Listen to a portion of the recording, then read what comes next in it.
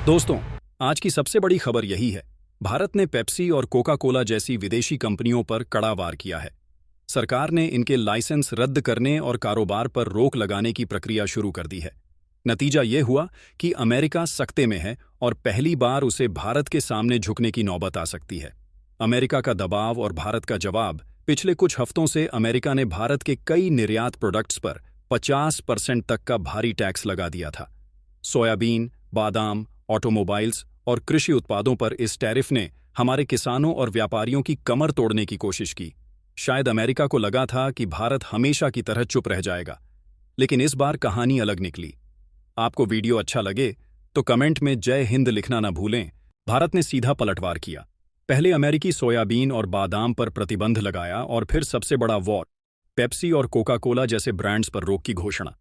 ये वही कंपनियां हैं जिनका कारोबार भारत में अरबों का है और जिनकी हर दुकान, हर गली और हर मॉल में मौजूदगी दिखाई देती है।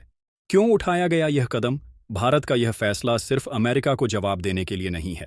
इसके पीछे 3 बड़े कारण हैं: सेहत, पर्यावरण और अर्थव्यवस्था।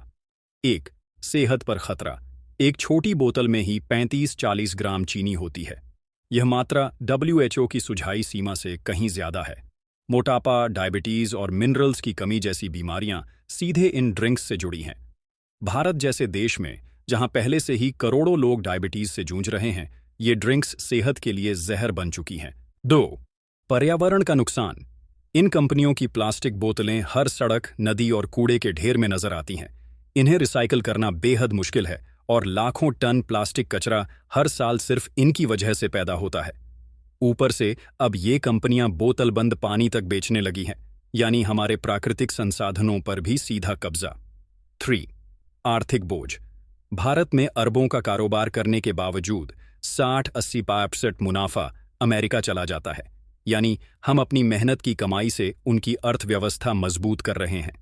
रोजगार का दावा भी खोखला है, क्योंकि इनके प्लांट्स ज्यादातर ऑटोमेटेड हैं और स्थानीय लोगों को सीमित ही नौकरी मिलती है। असर अमेरिका पर। भारत दुनिया का सबसे बड़ा उपभोक्ता बाजार है। 140 करोड़ की आबादी का दरवाजा अगर कोका कोला और पेप्सी के लिए बंद हो जाए तो यह सिर्फ एक बिजनेस लॉस नहीं होगा, बल्कि अमेरिकी अर्थव्यवस्था को बड़ा झटका होगा। यही वजह है कि अमेरिका में शेयर बाजार से लेकर वॉल स्ट्रीट तक हलचल मच गई है। विकल्प क्या है? अब सवाल यह है कि अगर विदेशी ड्रिंक्स बंद होंगी तो हम क्या पिएंगे? जवाब है हमारे अपने देसी विकल्प। नींबू पानी, गन्ने का रस, लस्सी और छाछ न सिर्फ स्वादिष्ट हैं, बल्कि सेहत के लिए भी फायदेमंद हैं। हमारे पास पहले से मौजूद ब्रांड्स जैसे थम्स अप, लिम्का और अन्य लोकल विकल्प अब नई ताकत पा सकते हैं। हर बार जब हम विदेशी बोतल छोड़कर देसी विकल्प चुनेंगे तो हम सीधे भारत की अर्थव्यवस्था को मजबूत करेंगे।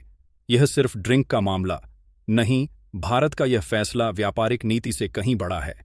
यह आत्मनिर्भर भारत की ओर उठाया गया निर्णायक कदम है।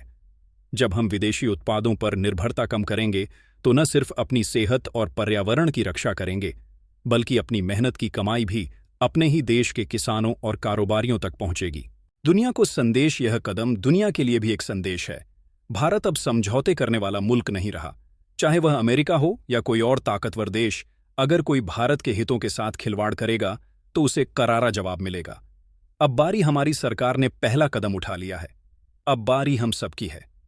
क्या हम इन विदेशी बोतलों को अलविदा कहकर अपने बच्चों को नींबू पानी और गन्ने का रस पिलाएंगे?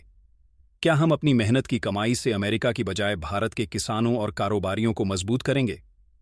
दोस्तों, फैसला अब हमारे हाथ में है। हर बोतल, हर चुनाव मायने रखता है। अगर हम सब साथ खड़े हुए तो यह सिर्फ एक प्रतिबंध नहीं, बल्कि भारत की एक नई आर्थिक क्रांति की शुरुआत होगी। जय हिंद।